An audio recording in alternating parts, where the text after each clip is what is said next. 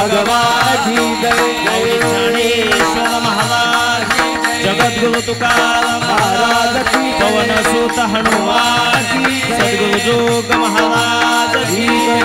विठ्ठल विठ्ठल विठ्ठल विठ्ठल कुंडलिक वरदा हरी विठ्ठल श्री ज्ञानदेव पंढरीनाथ भगवान की जय। काशी विश्वनाथ महाराज की जय।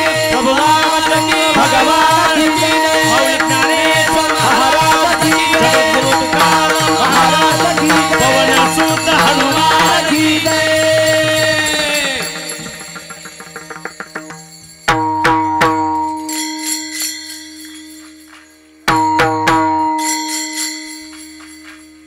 टाळीचा आवाज आला पाहिजे हा टाळी सगळ्यांनी टाळी वाजवा मागच्यांनी पण हा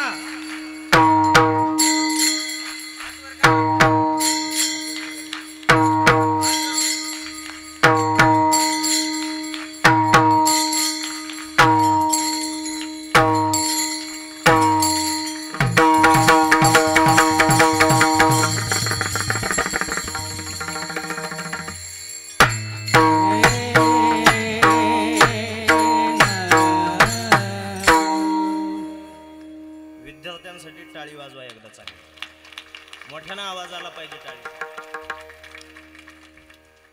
परिसेवो माते माझी विनवणी, ते मागे उभे असलेले नातेवाईक आपण कीर्तनामध्ये बसत तिथं जागेवर बसा, नाही तर असे उभे नका राहू तिथं मागे उभे असलेले। हो आवाज येतोय का? कीर्तनामध्ये बसून कीर्तन ऐकलं पाहिजे। या पुढं पण जागा आहे, इकडे डाव्या बाजूला मंडपाच्या डाव्या बाजूला। अहो या ना इकडून बसायला।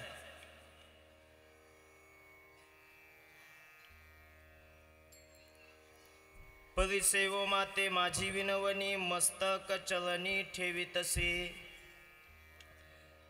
भागीरथी महादोष निवारणी, सकळा स्वामिनी तीर्थाची, जिता भुक्ती मोक्ष मरणे तुझे तिरी, अहिक्य परत्री सुखरूप, भागीरथी महा दोष निवारणी, सकळा स्वामिनी तीर्थाची,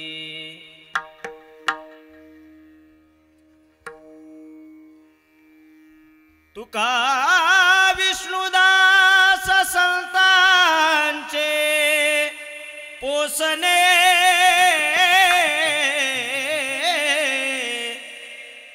तुका विष्णुदास संतांचे पोसणे, वाघ पुष्पतेने पाठविले, भागीरथी महादोष निवारणी, सकळा स्वामिनी तीर्थाची, समचलन सरोजम सांजनिलांबुदाभं, जगननिहित पाणी मंडनं मंडनानां, तरुण तुलसीमाला कंधरं कंजनेत्रं, सदय धवलहासं विठ्ठलं चिंतयामि, पंढरीच्या देवराया, पंढरीच्या देवराया, पंढरीच्या देवराया, दंडवत तुझी पाया, दंडवत तुझी दंडवत तुझे पाया, दंडवत तुझे पाया, दंडवत तुझे पाया, दंडवत तुझे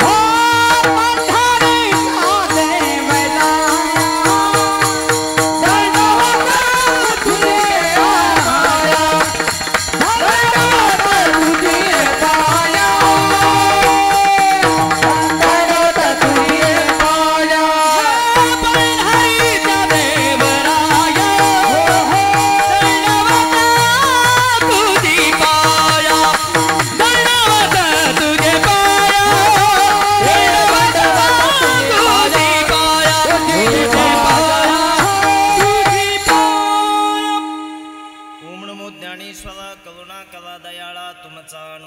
लादलो पावन झालो चराचरी अष्टसिद्धी नवनिधी के दाता असवल दीन जानकी माता राम रसायन तुमरे पासा सदा रहो रघुपति के दासा राम लक्ष्मण जानकी जय बोलो हनुमान की सेवे लागी सेवक झालो तुमच्या लागलो निज चरणा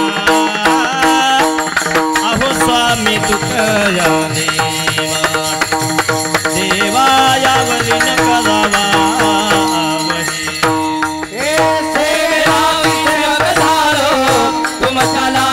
निज चरणा आहो स्वामी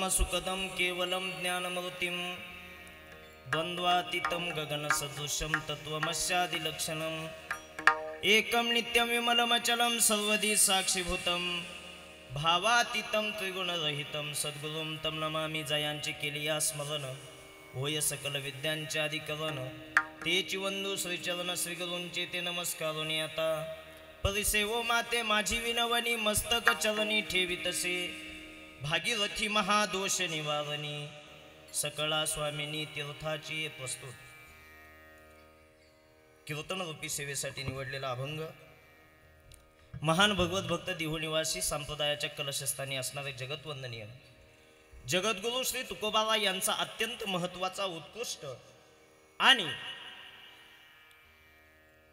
जगद्गुरु तुकोबाबांनी या अभंगाच्या माध्यमातून पवित्र असणाऱ्या गंगा नदीसाठी पत्र लिहिलेलं आहे विठ्ठल विठ्ठल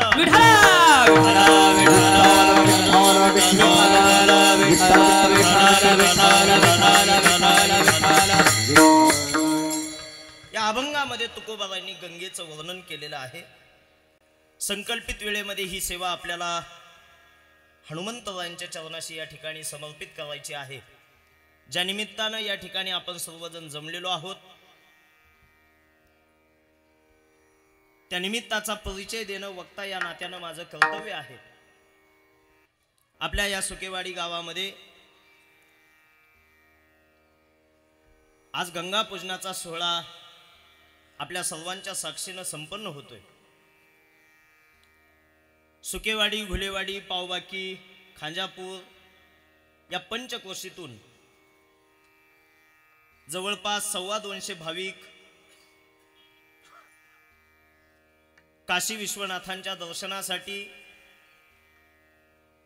काशी अयोध्या आणि प्रयागराज या ठिकाणी यात्रेच्या माध्यमातून गेलेले होते आणि त्या ठिकाणी असणाऱ्या गंगा नदीचं पवित्र जल ज्याला आपण तीर्थ म्हणतो या गंगा नदीच्या पाण्याचं गंगापूजन सामुदायिक गंगापूजन जवळपास 70 जणांच्या सहभागातून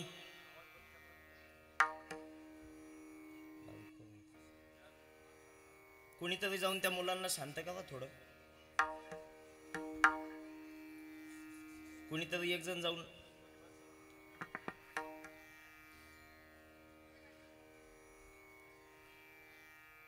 विठ्ठल विठ्ठल विठ्ठल विठ्ठल विठ्ठल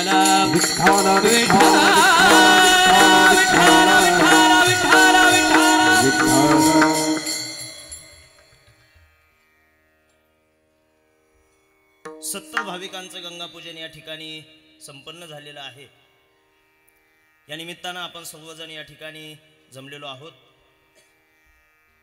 अतिशय गोड आणि भव्य सोहळा या ठिकाणी संपन्न होतोय. त्या निमित्तानं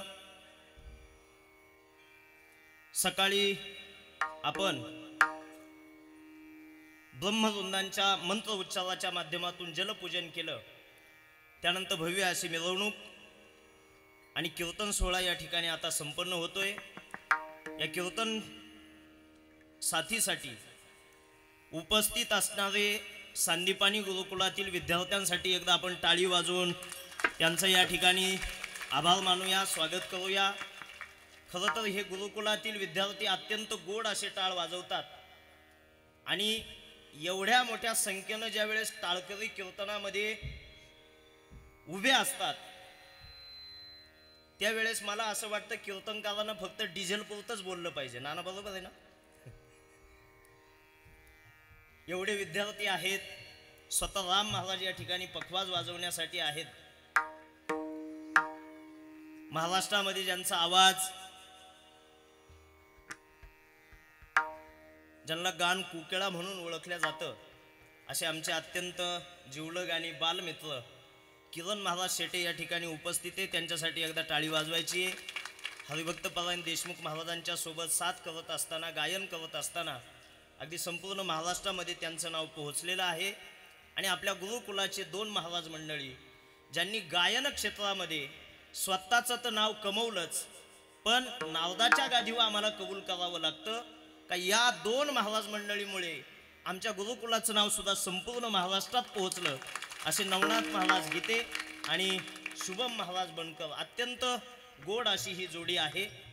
खरं तर आज हे गंगा पूजन आहे. याच्या मागे कारण काय असेल तर आपण श्री क्षेत्र काशी, अयोध्या आणि प्रयागराज या ठिकाणी केलेली भव्य अशी यात्रा असेल.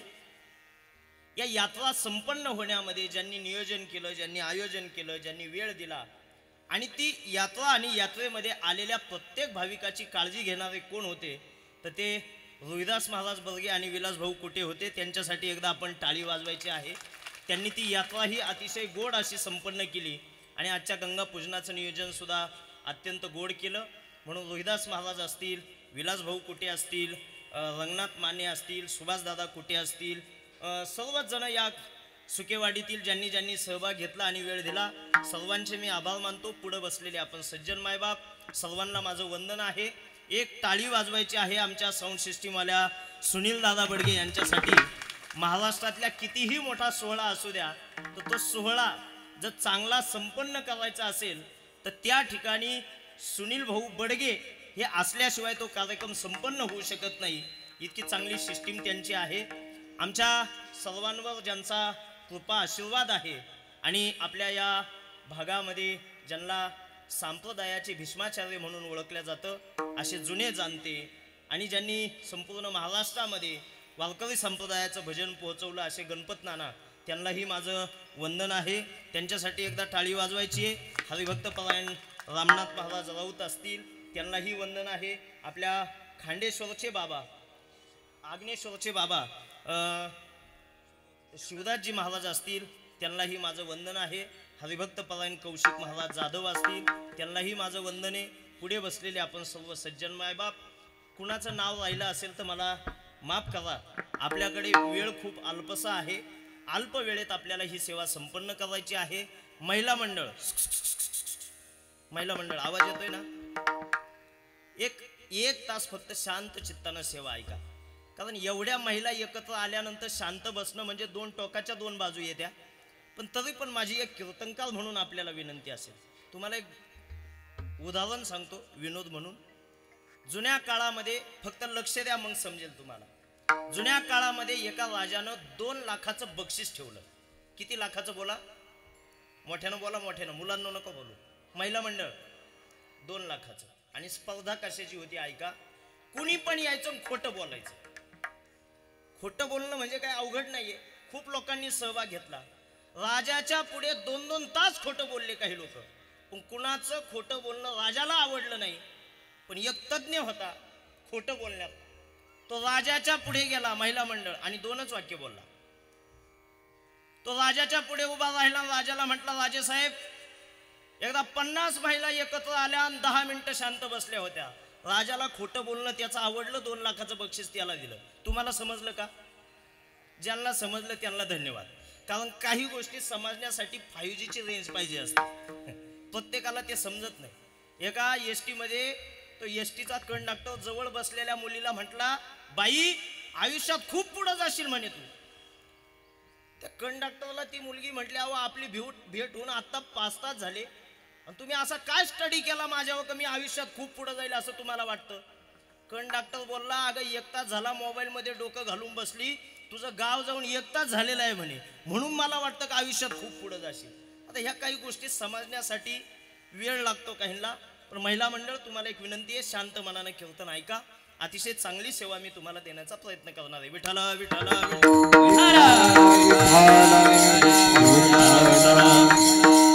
हा गोड मंडप ज्यांनी दिलेला आहे, असे आमचे कायम आमच्या सांप्रदायिक कामामध्ये ज्यांचं मोठं योगदान असतं, असे आपल्या पावबाकीतील आणि घुलेवाडी गावचे माजी उपसरपंच भाऊसाहेब सातपुते, त्यांच्यासाठी एकदा टाळी वाजवून त्यांचा आभार मानूया. टाळी जरा व्यवस्थित वाजवा, सर्वांचा आवाज आला पाहिजे टाळीचा. जगद्गुरु तुकोबाबा यांचा हा अभंग असून तुकोबाबा या अभंगाच्या माध्यमातून गंगेचं वर्णन करतात. खरं तर हा अभंग लिहिण्यामागचं कारण असं आहे, तुकोबाबा यांच्या कीर्तनामध्ये 14 टाळकरी टाळ घेऊन उभे असायचे, जे त्यांचे मुख्य शिष्य होते.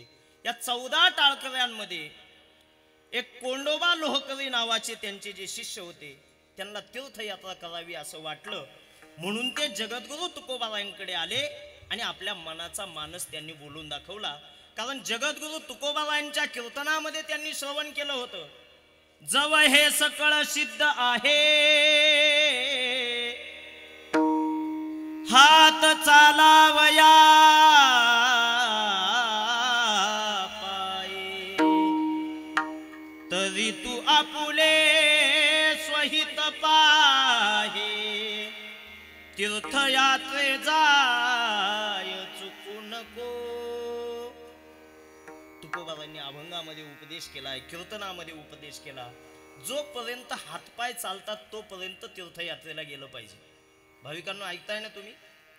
तीर्थयात्रा कधी केली पाहिजे? हातपाय चालत नाही त्यावेळेस का चांगले मजबूत असतात त्यावेळेस? मजबूत असतात त्यावेळेस. महाराजांचं सांगणं आहे, जव हे सकळ सिद्ध आहे, जोपर्यंत आपले हातपाय चालतात तोपर्यंत हे केलं पाहिजे. लोक म्हातारपणी दिंड्याला निघतात, 60 ओलांडली का आला महाराजाकडे, महाराज दिंडीत येऊ द्या. आणि बालवय तारुण्य आपण वेगवेगळ्या कामात घालतो, म्हातारपणी भगवत भक्ती आठवते. बालवयी खेळी रमलो, तारुण्य नासले,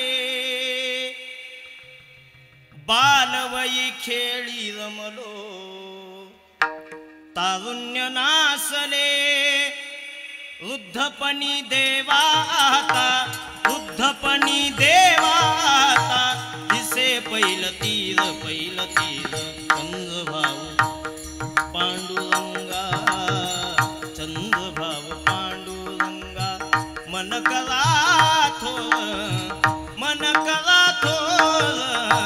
कैवल्याच्या चांदण्याला भुकेला चकोर, कैवल्याच्या चांदण्याला भुकेला चकोर. चला चला पाहण्या हो, चला चला पाहण्या झाला उशीर. पांडुरंग पांडुरंग पांडुरंग पांडुरंग पांडुरंग पांडुरंग पांडुरंग पांडुरंग, मन करा थोर, कैवल्याच्या चांदण्याला भुकेला चकोर, कैवल्याच्या चांदण्याला भुकेला चकोर. योग्य वयामध्ये तीर्थयात्रेला आपण गेलो पाहिजे. एक श्लेष अलंकाराचं खूप गोड उदाहरण आहे, फक्त लक्ष द्या, जे लक्ष देतील त्यांच्या लक्षात येईल. तीर्थे गेला कधी पावलानं, लक्ष, यात्रेला कशाने गेलं पाहिजे? पावलानं गेलं पाहिजे, पायी गेलं पाहिजे. तीर्थे कधी गेला पावलानं, हरी तयासी कधी पावलानं. जर तुम्ही तीर्थयात्रेला जर पावलानं गेले नाही तर हरी तयासी कधी पावला न, म्हणजे कधीही त्या देवाची कृपा तुमच्यावर होणार. खूप गोड उदाहरण आहे. तीर्थे गेला कधी पावलानं, हरी तयासी कधी पावलानं, गाठी तयाच्या कधी पावलानं, आणि कांता तयाशी हानी पावलानं. कळलं का? जरा फोडून सांगतो.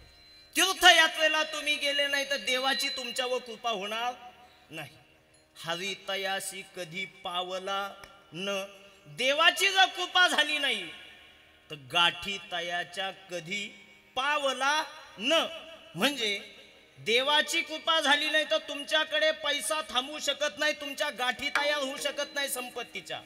गाठी तयाच्या कधी पावला न, आणि जर तुमच्याकडे संपत्तीचा संचय झाला नाही तर कांता, कांता म्हणजे काय बोला की, बायको.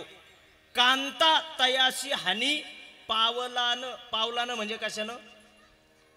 जर तुमच्याकडे पैशाचा संचय झाला नाही तर तुम्हाला बायको लाथानं मारेल, आणि म्हणून त्यासाठी तीर्थयात्रेला आपण गेलो पाहिजे. पायी तीर्थयात्रा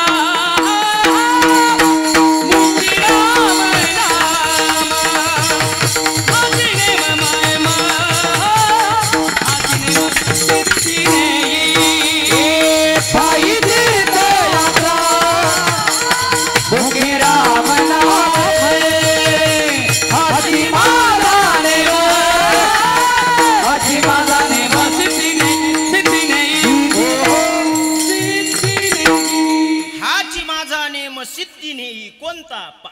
पायी तीर्थयात्रा.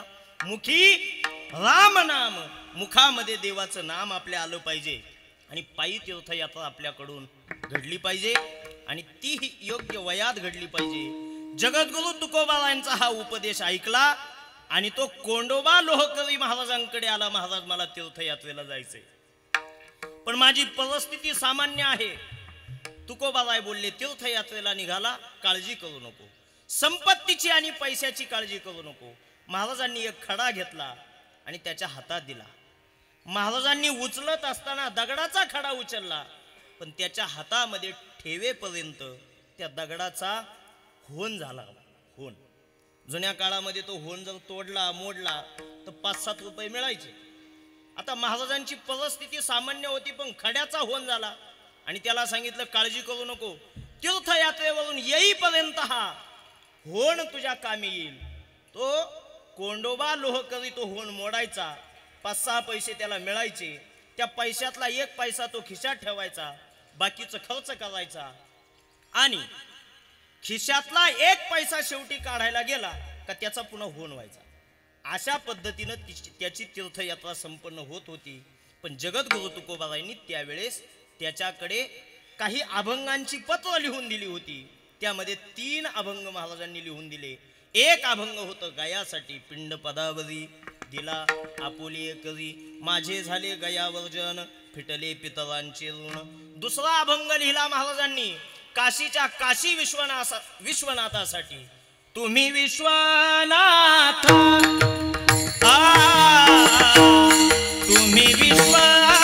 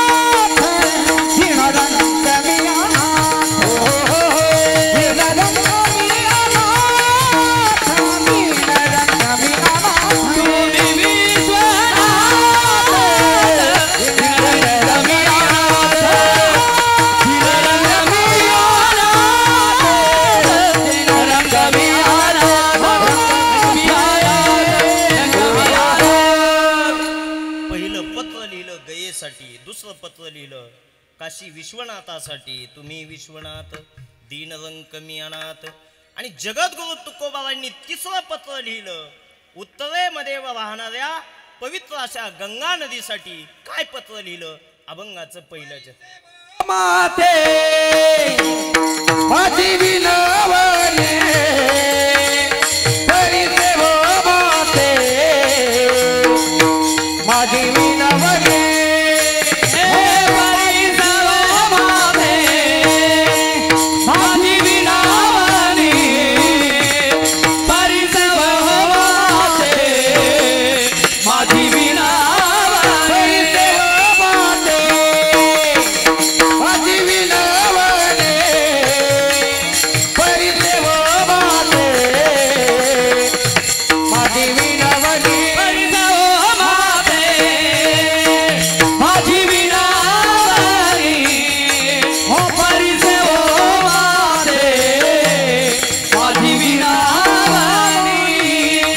मस्तक चरणी ठेवितसे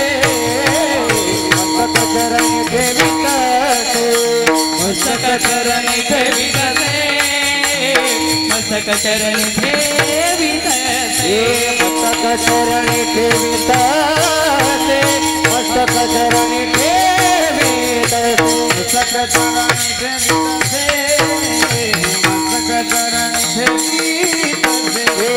भागीरथी महाल गोचरी वारणे भागीरथी महाल गोचरी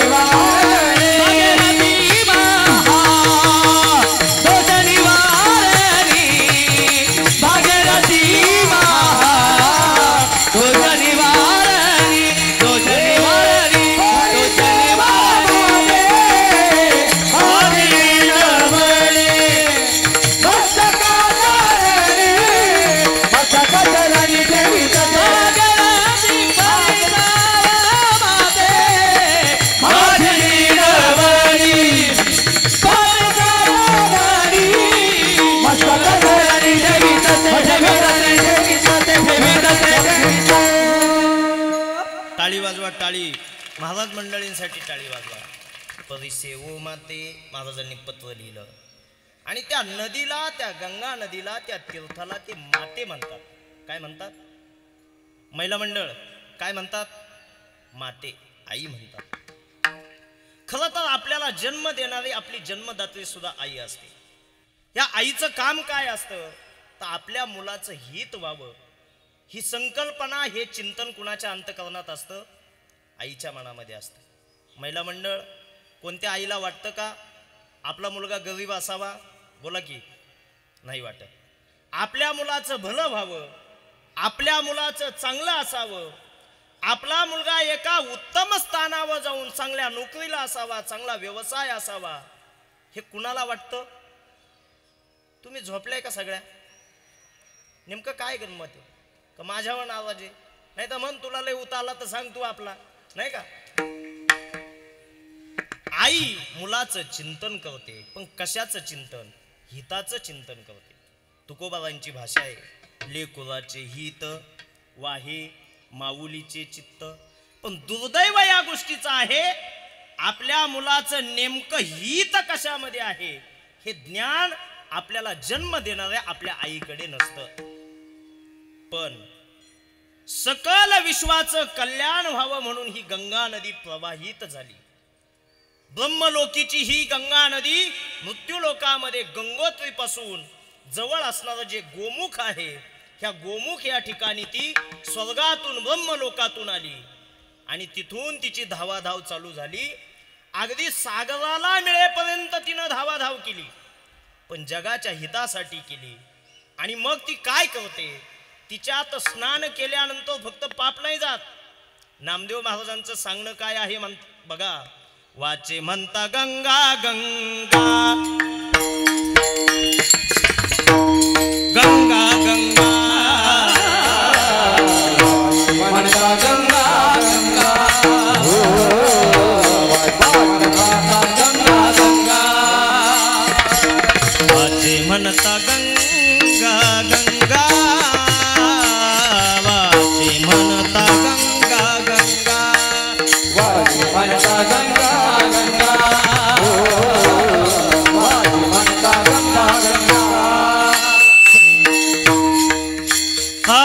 सकळ दोष जाती भंगा सकळ दोष जाती भंगा दृष्टी पडता ब्रह्मगिरी दृष्टी पडता ब्रह्मगिरी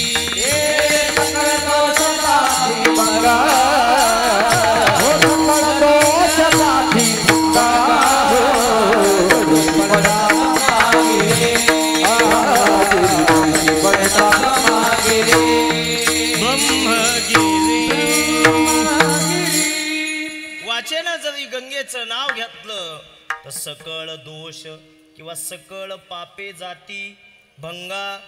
म्हणून बघा जुन्या म्हाताऱ्या बसलेल्या त्यांना माहिती असेल जुन्या काळामध्ये गंगेचं नाव मुखात यावं म्हणून मुलींचे नाव काय होते गंगा. मुलीचं नाव गंगा ठेवण्यात यायचं. एखाद्यानं मोठा बंगला बांधला तर त्या बंगल्याला नाव असायचं गंगा सदन. काय नाव असायचं गंगा सदन असायचं. याही पुढचं सांगतो जुन्या काळामध्ये ज्या भांड्यामध्ये आंघोळ केली जायची त्या भांड्याला काय म्हणायचे काय म्हणायचे गंगाजळ म्हणायचे. काय म्हणायचे गंगाजळ. त्याचा अपभ्रंश झाला ना आता त्याचं घंगाळ करून टाकलं नाही तर मूळ नाव काय होतं त्याचं गंगाजळ होतं. का तर त्या गंगेचं नाव आपल्या काय यावं मुखात यावं. खरं तर आता घंगाळ सुद्धा राहिलं नाही. आता बादली आणि बकेट आली बरोबर आहे की नाही. संसाराचा नियम असा आहे ते एका जागेवर कधीच थांबत नाही. जुन्या काळात ह्या म्हाताऱ्या पाणी आणायला विहिरीवर जायच्या पण नंतर ग्रामपंचायतनं नळ योजना आणली. हांडा घेऊन विहिरीवर जाण्याची आवश्यकताच राहिली नाही. आता नळाचं पाणी घरापुढे आलं. प्रत्येकाच्या घरापुढे नळ. घरातून हांडा उचलायचा नळाखाली ठेवायचा तिथून उचलायचा रांजणात खाली करायचा बरोबर की नाही. पण त्यातही बदल झाला. नळाला सुद्धा भली मोठी नळी आली. ती नळी डायरेक्ट रांजणात गेली. अजून 10 वर्षानं नवऱ्यानं पाणी मागितलं तर बायका डायरेक्ट त्याच्या तोंडात नळी घालते. एवढा सुद्धा बदल होऊ शकतो. ऐका मला काय सांगायचंय. बदल होतो. गंगाजळ म्हणायचे नंतर घंगाळ झालं नंतर बकेट झालं. याच्या मागचं कारण काय आहे तर मुखामध्ये जर त्या गंगेचं नाव जरी आलं तर आपल्याला दोषमुक्त करण्याचं काम ती गंगा करत असते. म्हणून ती आपली माता आहे. अनेक माता आहे आपल्याला. साधू संत आपल्या माता आहे. वेदशास्त्र देती ग्वाही म्हणती ज्ञानाबाई आई. साधू संत आपली माता आहे. साधू संत आपली आई आहे. ज्ञानाबाई माझी अनाथाची माय. ज्ञानाबाई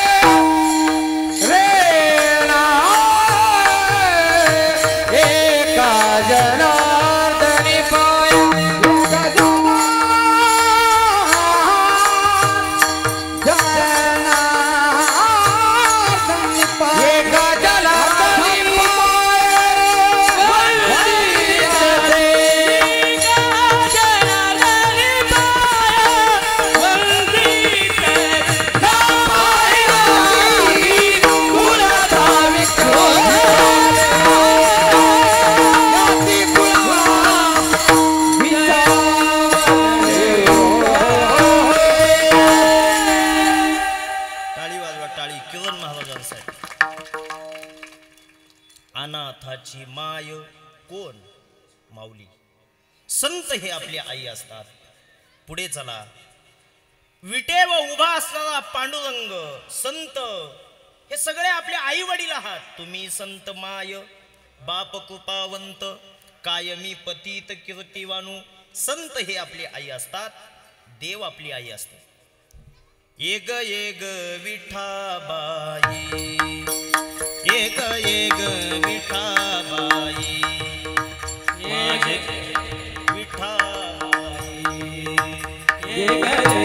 विठाबाई माझे पंढरीचे आये माझे पंढरीचे आये भीमानी चंद्रभागा भीमानी चंद्रभागा. जनाबाई बोलतात ये ग विठाबाई माझे पंढरीचे आई. देव ही आई असते. सावता महाराजांचा प्रसिद्ध अभंग आहे. कांदा मुळा भाजी अवघी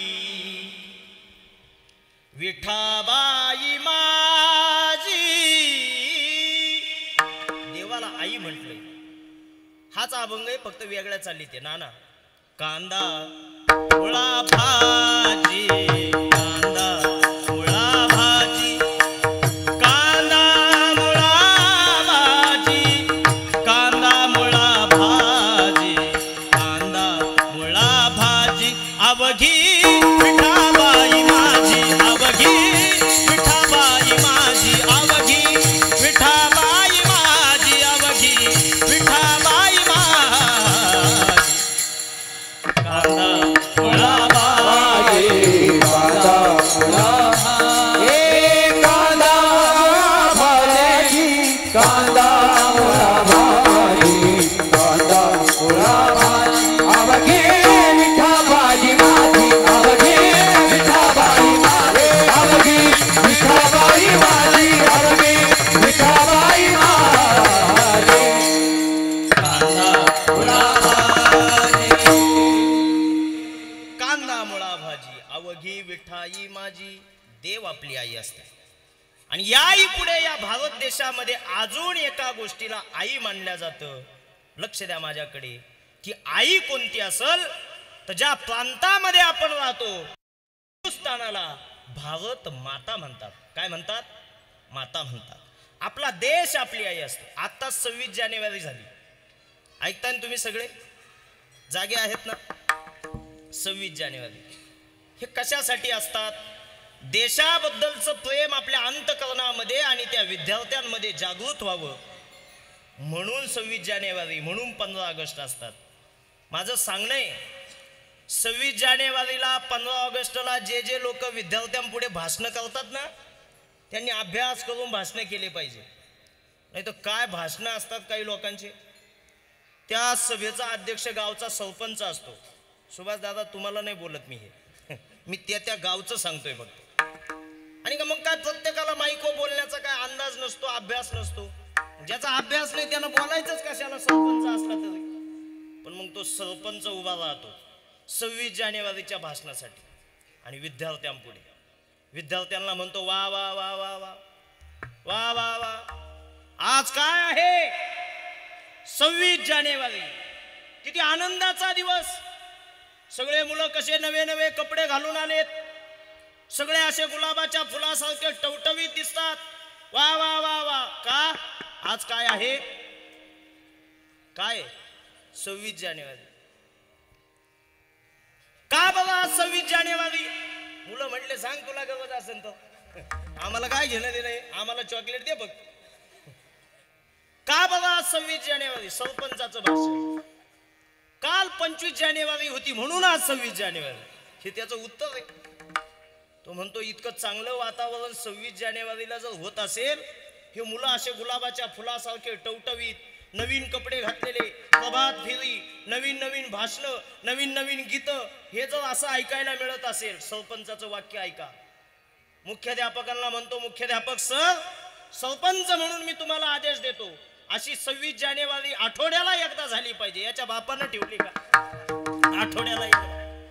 भारत आपली माता आहे आणि तिच्याबद्दल आपल्या अंतःकरणामध्ये कृतज्ञता असली पाहिजे.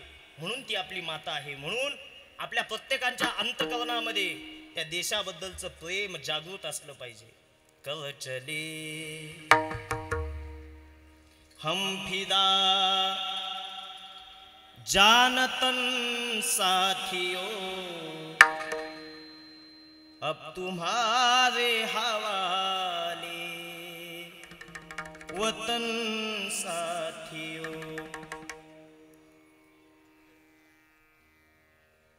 कोई सिख कोई जाट मराठा, कोई गुरखा कोई मद्रासी, कोई सिख कोई जाट मराठा, कोई गुरखा कोई मद्रासी.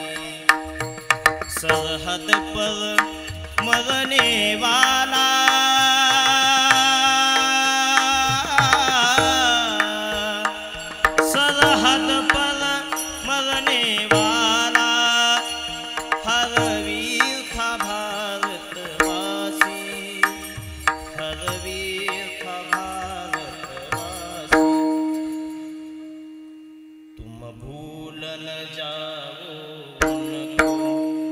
इसलिए कही एक कहानी जो शहीद हुए उनकी दया करो कुर्बानी.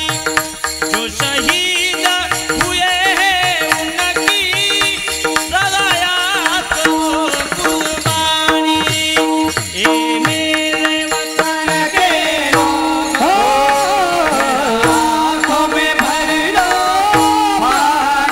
जो शहीद हुए उनकी करो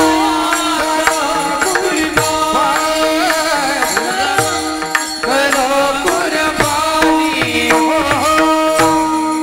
भारत माता की जय जयकार मोठ्यानं झाला पाहिजे. भारत माता की. सगळ्यांना विनंती आहे, मागच्यांना जागा नाही राहिली, थोडं थोडं पुढं पुढं सरकून बसा. या सगळे पुढं, मध्ये जागा नका ठेवू. पुढं महिला मंडळ या पटकन या, पटकन या. पुढं पुढं सरका. मागचे आपलेच नातेवाईक आहे, त्यांना जागा झाली पाहिजे. पुरुष मंडळी जेंट्स पुढे या ना. भारतमाई हरी जय हरी जय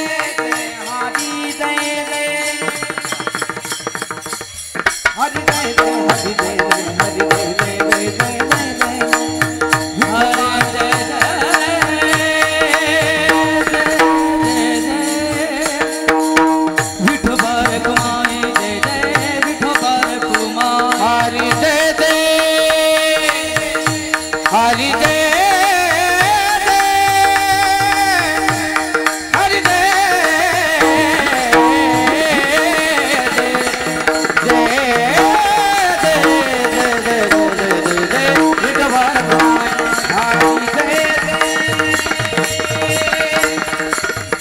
हरी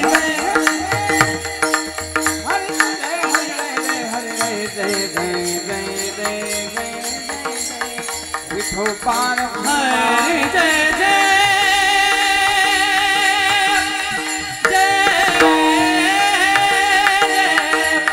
जय जय विठोबार कुमाई विठोबार कुमाई हरी जय विठोबार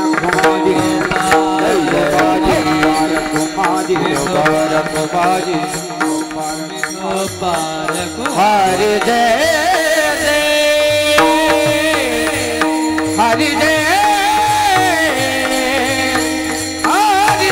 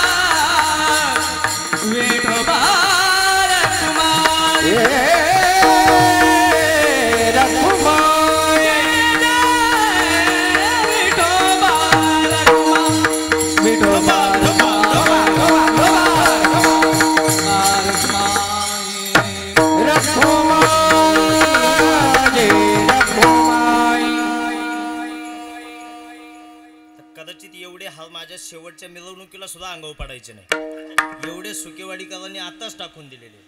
एकदा सुकेवाडीकरांचे आभार आणि त्यांच्यासाठी एकदा टाळी वाजवा. खरं तर वारकरी संप्रदायाच्या महाराज मंडळींवर गायक वादकांच्या गळ्यामध्ये जे हार पडतात ही कृपा किंवा ही कला ही आमची नसून आमच्यावर झालेली ज्ञानोबाराय तुकोबारायांची कृपा हे या ठिकाणी सांगावं लागेल. खरं तर ज्ञानोबारायांच्या आणि तुकोबारायांच्या भक्तीमध्ये असल्यानंतर त्या माणसाला कधीही हे संत काही कमी पडून देत नाही. आमच्या पुण्याचे आमचे अत्यंत जिवलग मित्र, खरं तर खूप मोठं काम त्यांचं पुण्यामध्ये बाहुधन या क्षेत्रामध्ये आहे. बापूसाहेब दगडे या ठिकाणी उपस्थित आहे, त्यांच्यासाठी एकदा टाळी वाजवायची आहे, त्यांचं या ठिकाणी स्वागत करायचं आहे. अनावधानानं माझ्याकडून आमचे संदीप भाऊ कुटे यांचं नाव राहून गेलं.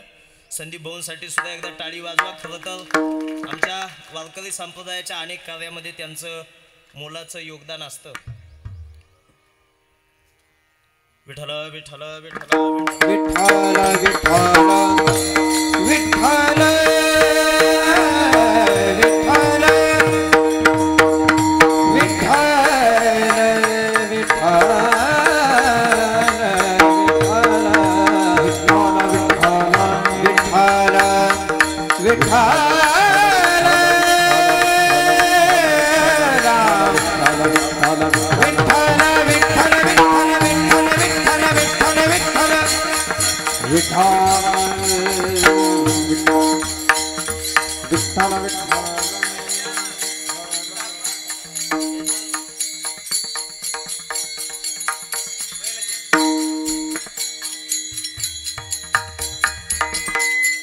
सेवो माते माझी वीणवाणी हरी सेवो माते माझी वीणवाणी परी सेवो माते माझी वीणवाणी वीणवाणी परी सेवो माते माझी वीणवाणी मस्तका चरणी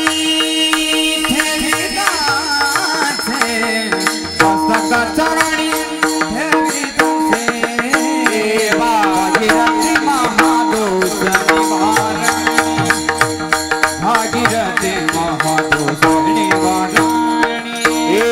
भागीरथी महादोषणी वाणी भागीरथी महादोषणी रे.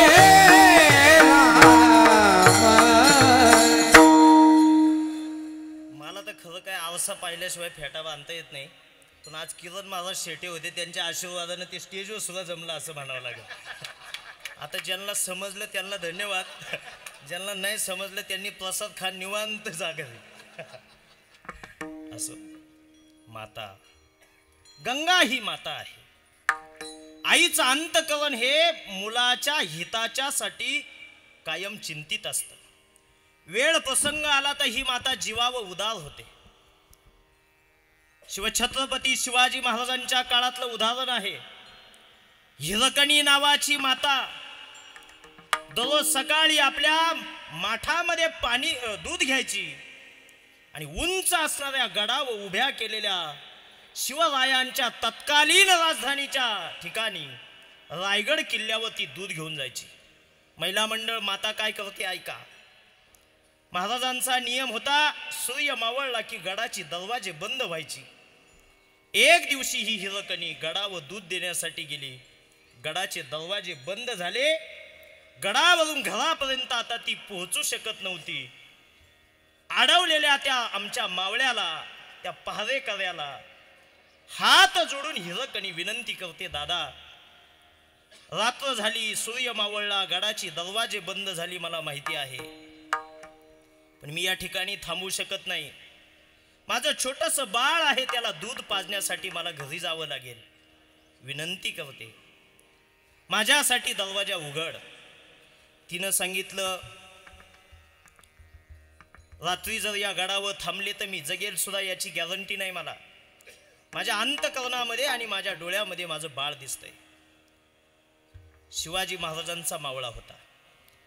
त्यानं हिरकणीला सांगितलं, ताई माझ्या बहिणीसारखी तू आहे, पण महाराजांच्या एकाही नियमाला तुझ्या या भावनिक साधेला बळी पडून मी तडा जाऊ देणार नाही. खरं तर आमच्या महाराजांचं खरंच खूप मोठं भाग्य होतं, असे मावळे महाराजांना मिळाले. आणि तुमचं माझं इतकं चांगलं भाग्य आहे का आम्हाला शिवाजी महाराज या महाराष्ट्राच्या मातीला मिळाले. या महाराष्ट्राच्या मातीचं भाग्य आहे. या मातीमध्ये 2 संस्थापक जन्माला आले. एका संस्थापकाचं नाव होतं माऊली महावैष्णव ज्ञानेश्वर महाराज, ज्यांनी वारकरी संप्रदायाची संस्थापना केली. आणि दुसरे संस्थापक शिवछत्रपती शिवाजी महाराज, ज्यांनी हिंदवी स्वराज्याची एकच राजा इथे जन्माला शिवनेरी किल्ल्यावर, एकच राजा इथे शिवनेरी किल्ल्यावर, माझ्या रावाचं नाव गाजतंय गड किल्ल्याच्या दगडावर, माझ्या रावाचं नाव गाजतंय गड किल्ल्याच्या दगडावर, राजाचं नाव गाजतंय गड किल्ल्याच्या दगडावर, एकच राजा इथे जन्माला शिवनेरी किल्ल्यावर, एकच राजा इथे जन्माला शिवनेरी किल्ल्यावर,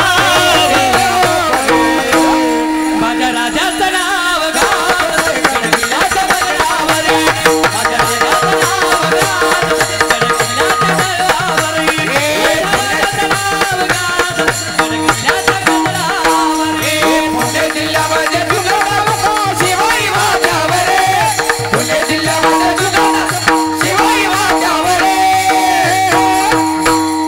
राजा शिवाजी हिरा जन्माला शिवनेरी किल्ल्यावर, राजा शिवाजी हिरा जन्माला शिवनेरी किल्ल्यावर, जय जय जय जिजाऊ, जय जय जय शिवाजी, जय जय जय जिजाऊ, जय जय जय शिवाजी, जय शिवाजी, छत्रपती शिवाजी महाराज की जय. शिवछत्रपती शिवाजी महाराज की जय जयकार अजून मोठ्यानं झाला पाहिजे. क्षत्रिय कुलावतंस सिंहासनाधीश्वर श्री श्री श्री शिवछत्रपती शिवाजी महाराज की. असा राजा आमच्या मातीला मिळाला. भाविकांनो, माझ्या एक शेवटच्या वाक्याकडे लक्ष द्या. आमचा हा राजा मुस्लिमांच्या विरोधातला राजा नव्हता, तर आमचा हा राजा वाईट वृत्तीच्या आणि राक्षसी वृत्तीच्या विरोधात काम करणारा राजा होता. त्यांच्यासाठी हा उभा राहिला. समाजामध्ये भेद आमच्या शिवाजी महाराजांनी कधीही उभा केला नाही. त्यांनी सुद्धा सत्ताच मिळवली, हिंदवी स्वराज्याची उभारणी केली. पण 2 समाजामध्ये 2 धर्मांमध्ये वाद निर्माण करणं हे काम त्यांचं नव्हतं. उलट आमचा राजा काय होता ऐका. आमचा राजा इतका स्वाभिमानी अभिमानी होता. बांधित होता मंदिर तेथे बांधित होता मस्जिद. आमचा राजा काय करायचा, मंदिरही बांधायचा आणि मस्जिद सुद्धा बांधायचा. बांधित होता मंदिर तेथे बांधित होता मस्जिद, अशा नराच्या पुतळ्यापाशी अजून झुकतशील, अशा नराच्या पुतळ्यापाशी अजून झुकती मान. आनंदाने नांदत होती हिंदू मुसलमान, आनंदाने नांदत होती हिंदू मुसलमान, आनंदाने नांदत होती हिंदू मुसलमान, आनंदाने नांदत होती हिंदू मुसलमान, आनंदाने नांदत होती हिंदू मुसलमान, आनंदाने नांदत होती हिंदू मुसलमान, आनंदाने नांदत होती हिंदू मुसलमान, आनंदाने नांदत होती हिंदू मुसलमान. राजा कसा होता ऐका आमचा. महाराजांच्या मावळ्यांनी कल्याणच्या सुभेदाराच्या सुनेला महाराजांच्या पुढे उभं केलं.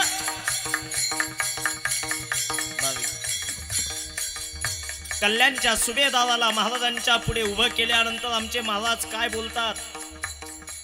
देखणी आणि रूपवती सौंदर्यवती असणाऱ्या त्या कल्याणच्या सुभेदाराच्या सुनेकडे पाहिलं आणि आमचे राजे म्हणतात, ताई तुम्ही इतक्या सुंदर आहात, सौंदर्यवती आहात, इतकी सुंदर माझी आई असती तर मी तुमच्या इतका सुंदर जन्माला आला असतो, हा विचार आमच्या महाराजांचा होता. काळ्या राती तळपत होते तिच्या रूपाचे ऊन, काळ्या राती तळपत होते तिच्या रूपाचे ऊन, अशीच देखणी होती एक मुसलमानाची सून. काय म्हटलाय आमचा राजा देखण्या सुनाला, अशीच देखणी होती एक मुसलमानाची सून. त्या तरुणीला आई म्हणाला,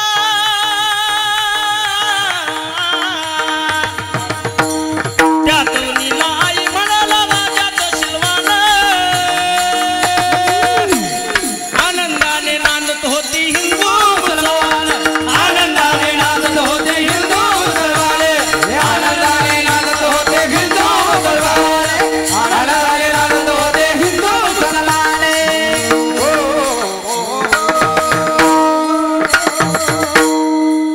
शेवटचे शब्द खूप महत्वाचे, ऐका फक्त. वामनवाणी शिवरायांना करतो मी वंदन.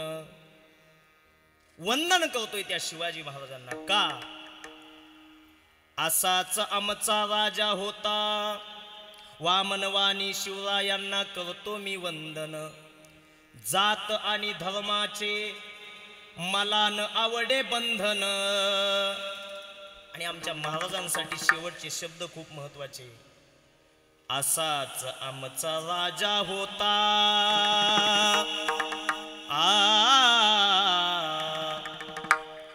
असाच आमचा राजा होता, माणुसकीची खान. आनंदाने आनंदाने नाचत होती हिंदू मुसलमान, आनंदाने नाचत होते हिंदू मुसलमाने, आनंदाने नाचत होते हिंदू मुसलमाने. छत्रपती शिवाजी महाराज की. महाराजांचा मावळा त्या हिरकणीला म्हणतो, माफ कर मी महाराजांचा सेवक आहे, नाही तुला मदत होणार, दरवाजा उघडल्या जाणार नाही. सगळ्यांना वाटलं ए बोलू नका इकडं, सर्वांना वाटलं हिरकणी गडावं असेल. आई सांगतोय, मी माता सांगतोय. सकाळ झाली, गडाची दरवाजे उघडले आणि सगळीकडे एकच बातमी बोलली जात होती. रात्रीच्या वेळेला अडकून पडलेली गडावरची हिरकणी आता गडावर नाही, कुठे गेली असेल शोध घेऊ लागले. काही मावळे हिरकणीच्या त्या छोट्याशा गावात आले, तिच्या झोपडीत गेले. आई काय असते, आईचं चिंतन कसं असतं. हिरकणी आपल्या छोट्याशा बाळाला आंघोळ घातलेली होती, त्याला मेकअप केलेला होता. ती हिरकणी आपल्या बाळाकडे पाहून हसत होती. प्रसन्न तिचा चेहरा होता. भाविकांनो, तिचा चेहरा प्रसन्न होता, पण अंगावर सगळ्या जखमा झालेल्या होत्या. तिच्या खांद्यातून रक्त येत होतं, पायातून येत होतं, गालातून येत होतं. मावळ्यांनी महाराजांच्या पुढे उभं केलंय तिला. महाराज विचारतात, हिरकणी तू नियम मोडला खरं की खोटं? राजे साहेब, हो, मी नियम मोडला, माझ्या बाळासाठी मोडला. कोणत्याही मावळ्यानं मला मदत केली नाही महाराज, पण चला दाखवते मी कशी गेले माझ्या घरापर्यंत. महाराजांचा हात पकडला. रायगडा व अष्टप्रधान मंडळ ज्या ठिकाणी बसायचं त्याच्या पाठीला एक कडा आहे, त्याला महाराजांनी हिरकणी कडा असं नाव दिलेलं आहे. रात्रीच्या वेळेला, मध्यरात्रीच्या वेळेला घनदाट जंगलातून वाघाची, सिंहाची, कशाचीही तमा न बाळगता, भीती न बाळगता, उंच कड्यावरून त्या हिरकणीनं स्वतःच्या देहाला झोकून दिलं. शिवाजी महाराजांना सांगते ती, महाराज वाघाची, सिंहाची, कशाची भीती वाटली नाही. या जखमा दिसतात ना, या काटेरी वनस्पतींच्या घनदाट जंगलातल्या जखमा झालेल्या आहे मला. महाराज, मला माझं बाळ दिसायचं.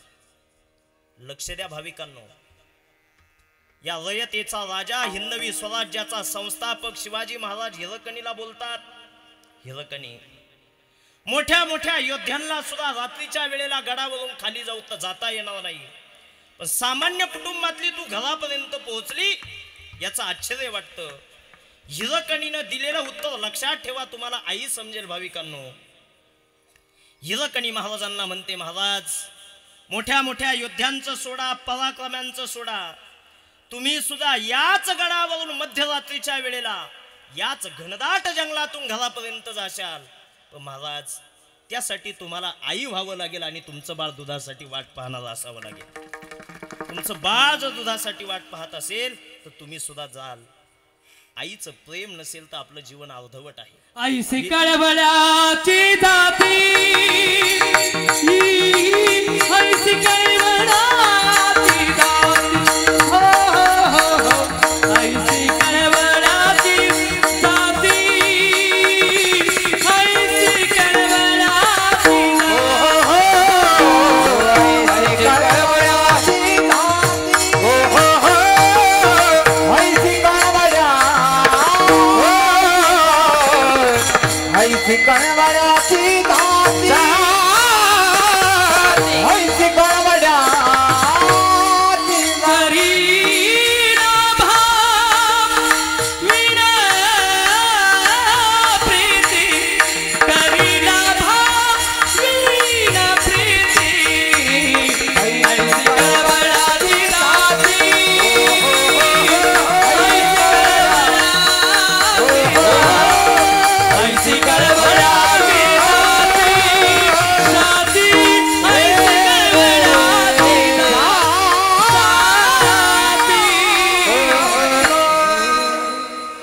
ऐसी कळवळ्याची जाती करीला भावी न प्रीती.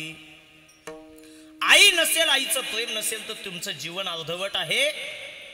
आपल्याकडे अरिजित सिंग नावाचा गायक आहे, त्याचं गाणं आहे, जीना जीना रे उडा गुलाल,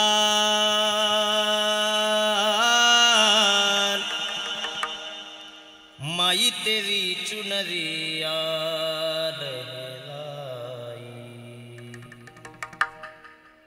रंग तेरी रीत का,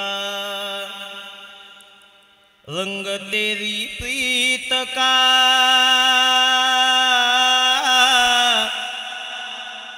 रंग तेरी जीत का है लाही, रंग तेरी रीत का, रंग तेरी प्रीत का, माई तेरी चुनरिया लहराई, जीना जीना रे उड़ा गुलाल, माई तेरी चुनरिया लहराई. जग से हारा नहीं मैं, खुद से हारा हूँ मां, एक दिन चमकूंगा लेकिन तेरा सितारा हूँ माई रे, हो माई रे, तेरे बिन मैं तो अधूरा रहा, माई रे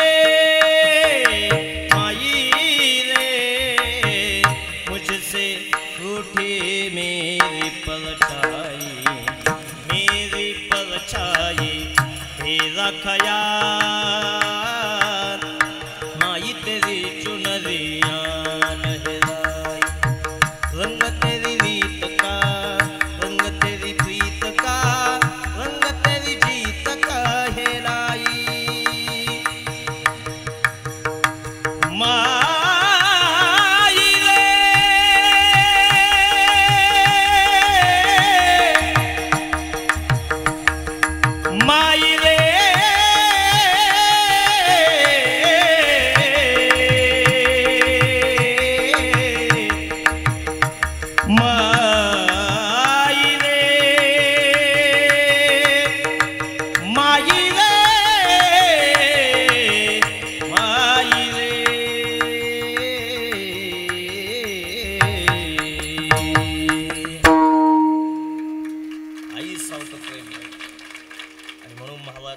परिसेवो माते, तू माता आहे माझी, माझी विनवणी आहे, तुझ्या चरणाशी मी मस्तक ठेवतो. कोणत्या नदीला माता म्हटले त्याचं वर्णन महाराजांनी अभंगाच्या दुसऱ्या चरणामध्ये केलं. भागीरथी महा दोष निवारणी, भागीरथी महा दोष निवारणी, भागीरथी महा दोष निवारणी, भागीरथी महा दोष निवारणी, मस्तकाचरणी ठेवी तसे, मस्तकाचरणी ठेवी तसे, भागीरथी महा दोष निवारणी, भागीरथी महा दोष निवारणी, सकळाची मावी सकळा स्वामी भागीरथी महा सकळ वारणे, भागीरथी महा दोष निवारणे,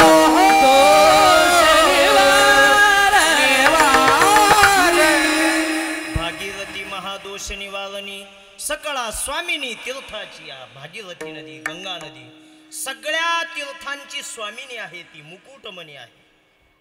म्हणून बघा देशातल्या कोणत्याही नदीला जर उपमा द्यायची असेल तर ती गंगेची द्यावी लागते. भीमा आणि चंद्रभागा तुझ्या चरणीच्या गंगा, कारण गंगा ही मुकुटमणी आहे, ती कळसावं आहे, ती सर्वश्रेष्ठ आहे.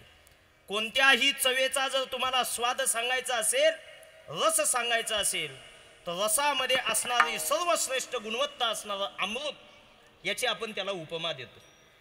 भजनाला सुद्धा उपमा कशाची आहे? अमृताहुनी गोड नाम तुझे देवा, नाम तुझे देवा. तेजस्वी वस्तूचं प्रकाशाचं वर्णन करायचं असेल तर उपमा देताना सूर्याची दिल्या जाते. देवकीचं तेज नामदेव महाराज सांगतात, देवकीचे तेज दिसे जैसा सूर्य.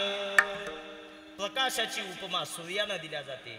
रसाला उपमा द्यायची असेल तर अमृताची दिल्या जाते. तसं कोणत्याही नदीला उपमा द्यायची असेल तर कशाची? गंगेची उपमा. कारण सर्वश्रेष्ठ जर नदी कोणती असेल, सकळा स्वामिनी, सगळ्या तीर्थांची ती स्वामिनी आहे. तीर्थाची या तीर्थ कशाला म्हणतात? दुसऱ्यांचं दोष घालण्याचं कारण जे ठरतं त्याला तीर्थ म्हणतात. म्हणून बघा आपण पूजा केली, पंचामृत होतं आपल्याकडे. पंचामृत काय आहे? तीर्थ आहे. पाप धुण्याचं आणि दोष घालण्याचं ते कारण करतं. तीर्थ म्हणजे काय? जिथे पवित्र नदी वाहते तिला काय म्हणतात? तीर्थ म्हणतात. आणि क्षेत्र कशाला म्हणतात? जे पवित्र ठिकाण असतं त्याला क्षेत्र म्हणतात. मग काही ठिकाणी फक्त तीर्थ असतं, काही ठिकाणी फक्त क्षेत्र असतं, काही ठिकाणी तीर्थक्षेत्र असतं. तीर्थ दोष घालवण्याचं, कारण ते पवित्र असतं. तुम्हाला सांगू, काही गोष्टी पवित्र ह्या फक्त तुम्हाला आपल्याकडेच पाहायला भेटतील. हॉटेलवर गेले तर स्वादिष्ट अन्न मिळेल. प्रत्येक हॉटेल त्या हॉटेलवर लिहितो येथे स्वादिष्ट अन्न मिळेल, चविष्ट अन्न मिळेल. पण पवित्र अन्न लिहितो का तो? येथे पवित्र अन्न मिळेल. भाविकांनो, हॉटेलमध्ये तुम्हाला स्वादिष्ट अन्न मिळेल, पण पवित्र अन्न खायचं असेल तर वारकरी संप्रदायाच्या मंडपात येऊन बसावं लागतं आणि इथं सेवा करावी लागते, तेव्हा पवित्र अन्न मिळतं आपल्याला. सकळा स्वामिनी तीर्थाची या तीर्थ हे पवित्र असतं. आणि अजून एक विशेषण आहे, भागीरथी महा, त्या गंगेला काय म्हणतात? भागीरथी म्हणतात. गंगेला खूप नावं आहेत. भागीरथी का म्हणतात तर भगीरथ प्रयत्नाने ती स्वर्गातून मृत्यू लोकामध्ये आलेली आहे. सगळ राजाच्या 60,000 पुत्रांना कपिल मुनींनी दग्ध केलं, शाप दिला, भस्म केला त्यांचा. आणि आता त्यांचा उद्धार व्हावा म्हणून सगळाच्या पिढीनं, पुढच्या पिढीनं ती गंगा स्वर्गातून आणण्यासाठी प्रयत्न चालू केले. सगळाचा मुलगा असमंजस, त्याला गंगा आणता आली नाही. खूप प्रयत्न केले. त्या असमंजसचा मुलगा अंशुमान नावाचा राजा जन्माला आला. त्यानेही गंगेला स्वर्गातून आणण्यासाठी प्रयत्न केले, नाही आली गंगा. त्या अंशुमानला एक मुलगा झाला, त्याचं नाव होतं दिलीप राजा. त्या दिलीपने सुद्धा खूप प्रयत्न केले, गंगा आणता आली नाही. त्यांच्या कुळामध्ये भगीरथ राजा जन्माला आला. 1000 वर्ष हिमालयामध्ये तप केलं, गंगेला प्रसन्न केलं. पण गंगेनं सांगितलं स्वर्गातून मला मृत्यूलोकात यायचंय. माझा वेग भगवान महादेव सोडून कुणी धारण करू शकत नाही. महादेवाला प्रसन्न करा. महादेवाला प्रसन्न केलं आणि म्हणून ब्रह्मलोकातून स्वर्गातून आलेली गंगा महादेवांनी पहिल्यांदा कुठे घेतली? जटेत घेतली. नंतर ती मृत्यूलोकामध्ये अवतरित झाली. ज्या ठिकाणी आली त्या ठिकाणचे लोक म्हणायचे गंगा आली. काय म्हणायचे? मोठ्यानं बोला. स्वर्गातून आली म्हणून काय म्हणायचे? गंगा आली. त्याचाच अपभ्रंश झाला आणि त्याला आपण गंगोत्री म्हणायला लागलो. काय म्हणू लागलो आता? गंगोत्री म्हणतो. गंगोत्रीला नदी आली आणि अगदी गंगासागरपर्यंत ज्या ठिकाणी ते 60,000 मुलं होते तिथपर्यंत भगीरथाने पुढे रथ जोडला आणि गंगा मागे धावू लागली आणि त्याच्या मागे ती गंगा गेली. या गंगेनं काय काय केलंय? जिता भुक्ती, गंगेच्या तीरावर जे असतील ना, जिता भुक्ती, मोक्ष मरणे तुझे तिरी. जिवंतपणे ती भुक्ती देते. भुक्ती म्हणजे काय? भौतिक भोग देते ती. जे लोक उत्तर भारतात गेले त्यांना माहिती असेल, महाराष्ट्रात तरी कीर्तन केल्यावर पाकिट मिळतं, पण तिकडं उत्तर भारतामध्ये साधू लोकांना जेवायला नेलं तरी लाखो रुपये देणारे लोक आहे. मग जायचं का तिकडं? तसं पण नाही. पण ती गंगा काय करते? जिता भुक्ती, भौतिक सुख देते. आणि मेल्यानंतर त्या काशीला जर आपण गेलो तर त्या ठिकाणी मुक्ती सुद्धा मिळते. जिता भुक्ती मोक्ष मरणे तुझे तिरी, ऐक्य परत्री सुखरूप. ती सुखरूप आपल्याला भौतिक म्हणजे इह लोकामध्ये आणि परलोकामध्ये सुद्धा सुखी करते. तुकोबाबाई सांगता, मी तुला हे पत्र पाठवतोय पण पाठवणारा कोण आहे? तुका विष्णुदास, संतांचे पोसणे. संतांनी मला पोसले. तुका म्हणे वत्स धेनुवेचे चित्ती, तैसे मज येती सांभाळी. तर संतांनी मला पोसले आणि मी विष्णूचा दास आहे. भाविकांनो, विष्णूचं दास म्हणणं सोपं असतं पण विष्णूचं दास होणं खूप कठीण आहे. त्यासाठी भाव असावा लागतो.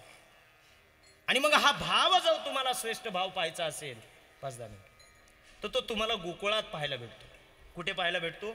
गोकुळात. मग त्यांना आपण विष्णुदास म्हणू शकतो. काय गवळणींचा भाव होता? अहो, त्या देवाने गोकुळामध्ये खोड्या केल्या. खोड्या, शिंके तोडले, मडके फोडले, किती काही गोष्टी केल्या. आपण गवळणी ऐकतो, शिंकेची तोडितो मडक्याची फोडितो, मडक्याची फोडितो, शिंकेची तोडितो मडक्याची फोडितो, शिंकेची तोडितो मडक्याची फोडितो. पाडी नवनीताचा सडा, पाडी नवनीताचा सडा सडा. देव एका पायाने लाग बाई लंगडा, देव एका पायाने देव एका पायाने लंगडा ग बाई लंगडा, देव एका पायाने लंगडा ग बाई लंगडा. ठकडा ग बाई ठकडा ग बाई ठकडा. देवाचा देव बाई ठकडा, देवाचा देव बाई ठकडा ठकडा ठकडा.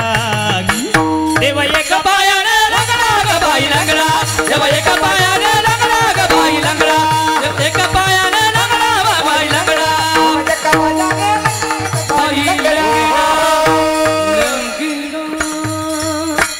किती खोड्या केल्या. असं वाटतं त्या गवळणीला खूप तो देव त्रास द्यायचा.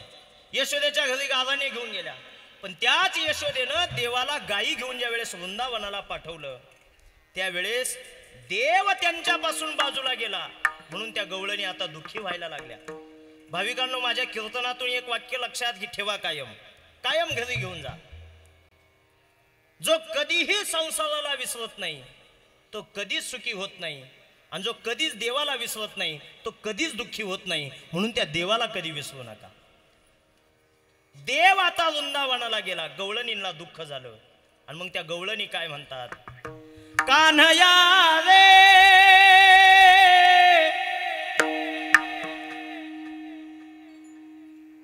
कान्हया रे कान्हया रे कान्हया रे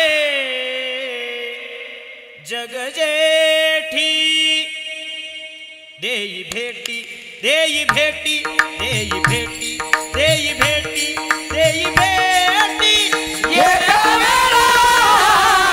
कान्हया रे कान्हया रे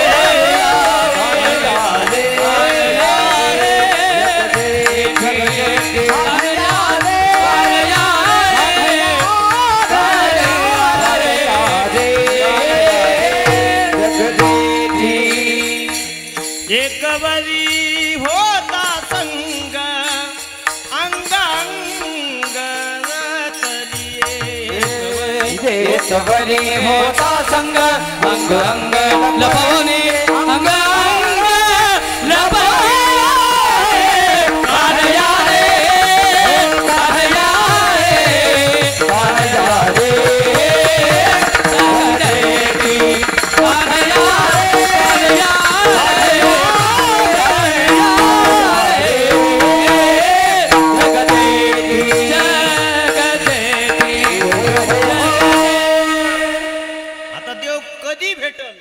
त्या गवळणींना वाटू लागलं.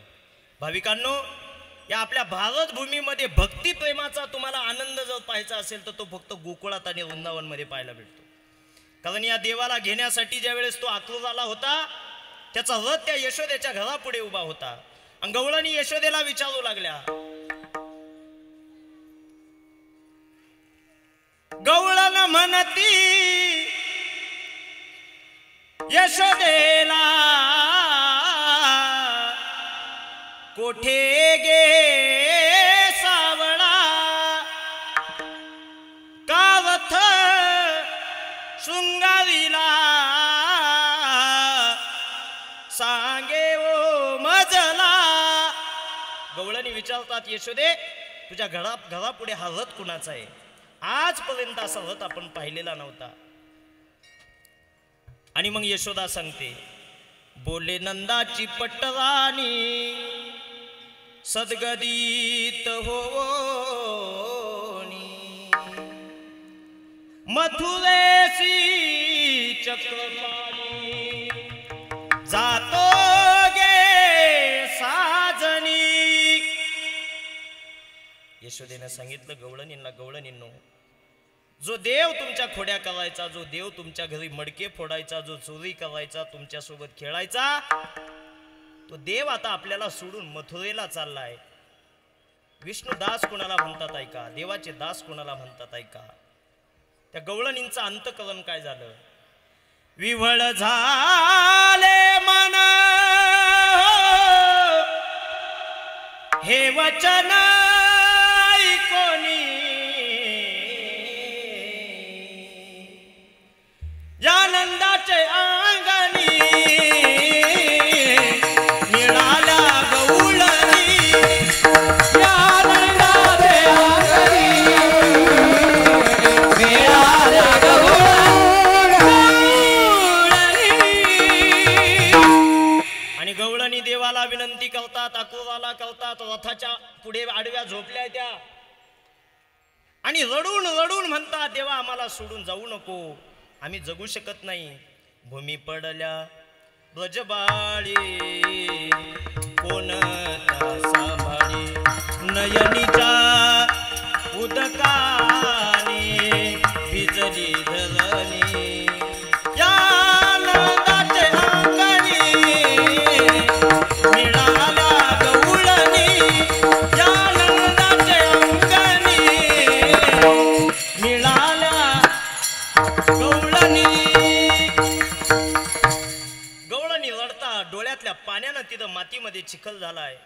देवाला सुद्धा हे रडणं पाहवलं नाही, ऐकवलं नाही. आणि देवाने आक्रोशाला सांगितलं, थांबायचं नाही, आता रथ काढून घे. एका जनार्दनी रथ गेला निघोनी रथ गेला निघोनी. भाविकांनो, 5 मिनिटं कीर्तन राहिले, लक्ष द्या माझ्याकडे. आतापर्यंत गवळणी रडत होत्या, पण आता मथुरेकडे रथ निघाला, गोकुळ सोडलं आणि आता देवाच्या डोळ्यातून खळखळा पाणी यायला लागलं. अक्रोशाने देवाला सांगितलं, अरे देवा, गवळणी रडत होत्या भाग वेगळा होता, पण देव असून तुझ्या डोळ्यात पाणी. देवानं त्याला सांगितलं, जा एकदा त्या गवळणींची अवस्था बघून ये. देवाला तिथेच रथात बसून आक्रोश पुन्हा गोकुळात आला. भाविकांनो, ज्या रस्त्यानं देव गेला होता त्या रस्त्याकडे अजून गवळणी तशाच पाहत होत्या. जी गवळण माठ घेऊन पाण्याला निघाली होती तिच्या कमरेवर माठ तसाच होता. देवाच्या भजनामध्ये ती रडत होती. एक एक गवळणीचं निरीक्षण करत चालला. भाविकांनो, लक्ष द्या. चित्रगंधा नावाची गवळण होती. त्या गवळणीनं एका भिंतीवर असं भगवान श्रीकृष्णाचं अतिशय गोड असं चित्र काढलेलं होतं. जसा देवाचा मुकुट तसाच मुकुट, जसे देवाची कांती तशीच कांती, देवाचे जसे डोळे तसे सुंदर असे देखणे डोळे, देवाचे जसे गुलाबी ओठ तसेच गुलाबी ओठ तिनं काढले. अत्यंत सुंदर असं चित्र काढलं. अक्रोधानं त्या गवळणीला विचारलं, का ग काय नाव तुझं? तिनं सांगितलं, चित्रगंधा नाव आहे माझं. अगं इतकं गोड देवाचं चित्र काढलंय तू, मला असं वाटतंय ज्या देवाला मी घेऊन गेलोय तो देव पुन्हा इथं साक्षात उभा आहे का काय? पाहत पाहत पाहत त्या देवाच्या चित्राकडे पाहत होता.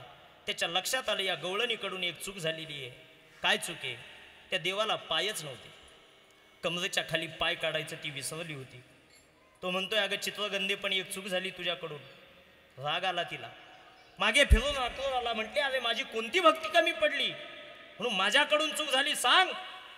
तिचे लाल डोळे पाहिले आणि त्याला भीती वाटली, आपल्याला भस्म करून टाकील. म्हणून तो म्हणतो, अगं चुकलं नाही, पण देवाच्या त्या मुखाला बनवत असताना तू त्या देवाला पाय काढायची विसरली. भाविकांनो ऐका त्या चित्रगंधेचं उत्तर. ती चित्रगंधा त्याला म्हणते, अरे देवाला पाय काढायचं मी विसरले नाही अक्रोधा. देवाला मी मुद्दाम पाय काढले नाही, कारण तुझ्यासारख्या एखाद्या सोबत पुन्हा तो जाऊ नये म्हणून याला आता पायच ठेवले नाही. आता कसा मला सोडून जाईल सांग. ही गवळणींची भक्ती होती. आणि मला असं वाटतं या भक्तिप्रेमाचा जर कधी आनंद घ्यायचा असेल तर त्या गोकुळामध्ये, वृंदावनामध्ये, मथुरेमध्ये आपण गेलो पाहिजे.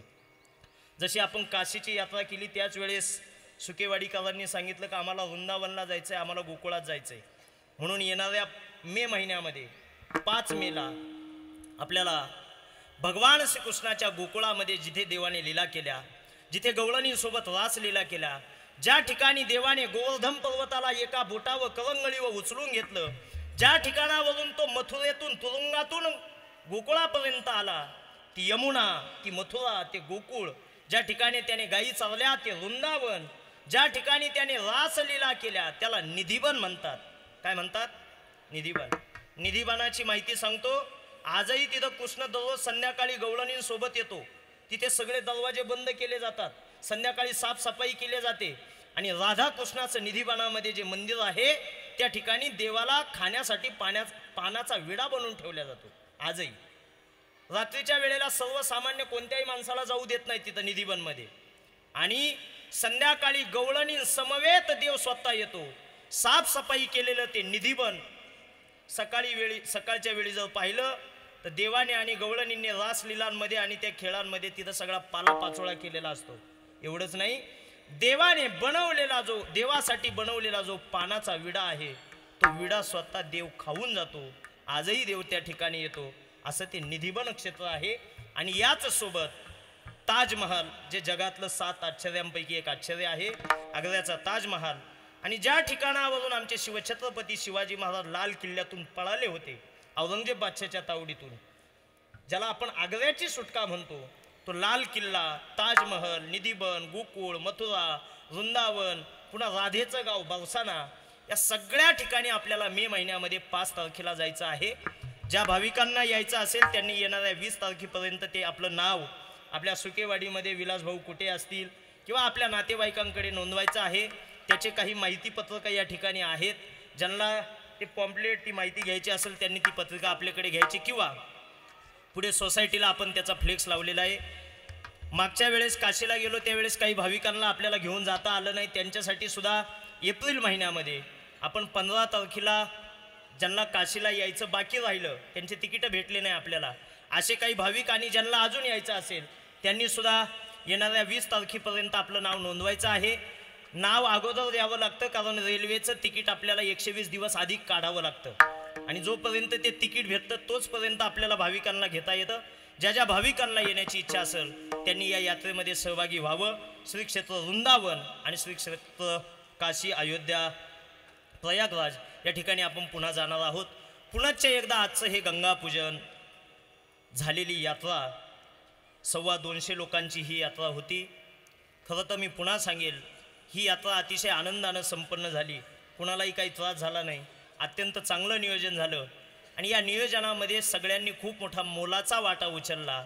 आणि ज्यांचं नियोजन खरंच चांगलं असतं असे रोहिदास महाराज बर्गे, त्यांच्यासाठी एकदा टाळी वाजवायची आहे आपण.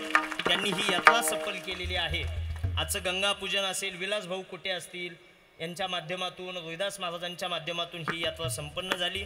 विशेषतः पुढे बसलेले सर्व सज्जन मायबाप सर्वांचे मी आभार मानतो. गुरुकुलातील विद्यार्थी आणि राम महाराज त्यांच्यासाठी एकदा टाळी वाजवायची आहे.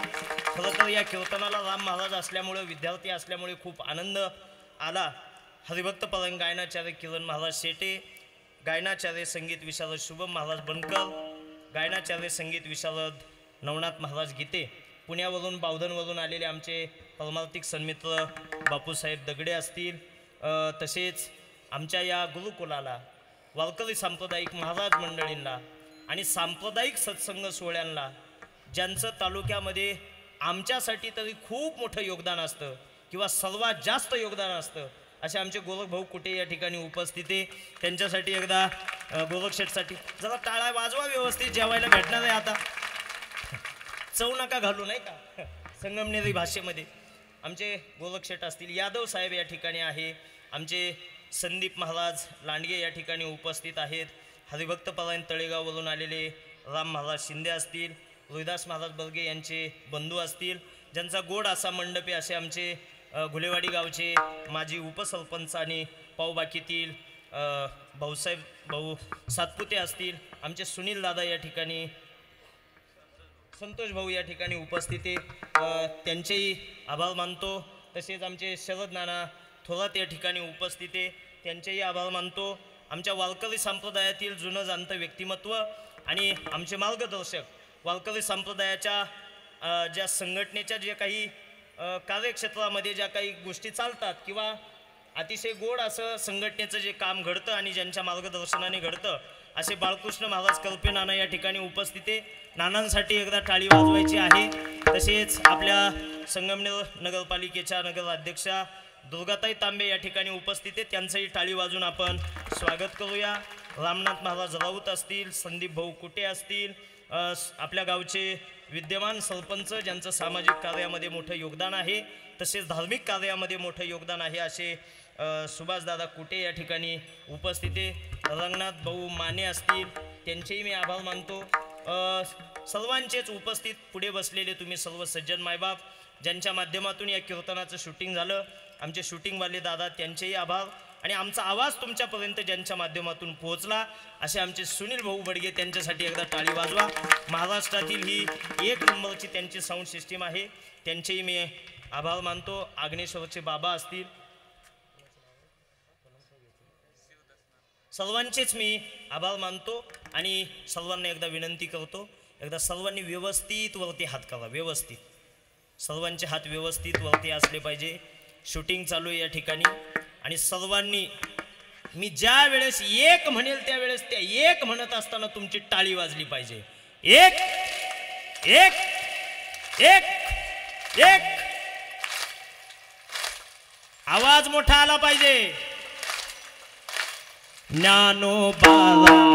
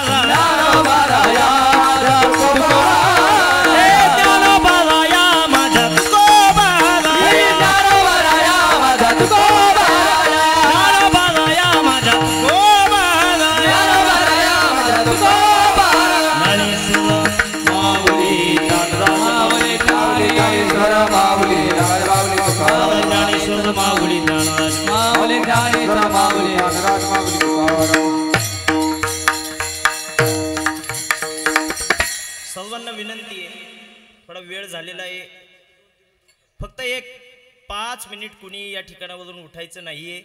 काही सूचना द्यायच्या आहे आपल्याला आणि काही मोजके काही सन्मान असतील ते सन्मान होतील. तोपर्यंत आपण कुणीही जागा सोडायची नाही अशी सगळ्यांना माझी आयोजकांच्या वतीनं आमच्या सर्वांच्या वतीनं विनंती आहे विठ्ठल जय जय विठ्ठल जय विठ्ठल जय जय विठ्ठल विठ्ठल जय जय विठ्ठल जय विठ्ठल जय जय विठ्ठल बोलिले वाकुडी उत्तरे करा क्षमा पराधमा आटागे बेचारीला करा क्षमा पराधमा वने ज्ञानेश्वर करा क्षमा पराधमा हे नामदेव तुकाराम कुंडली विठ्ठल श्री नामदेव सब संतन की जय.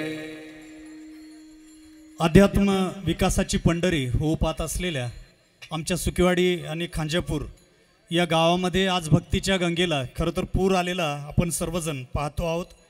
श्री क्षेत्र काशी अयोध्या प्रयाग हे तीर्थ क्षेत्र ज्या ठिकाणी मोठ्या संख्येने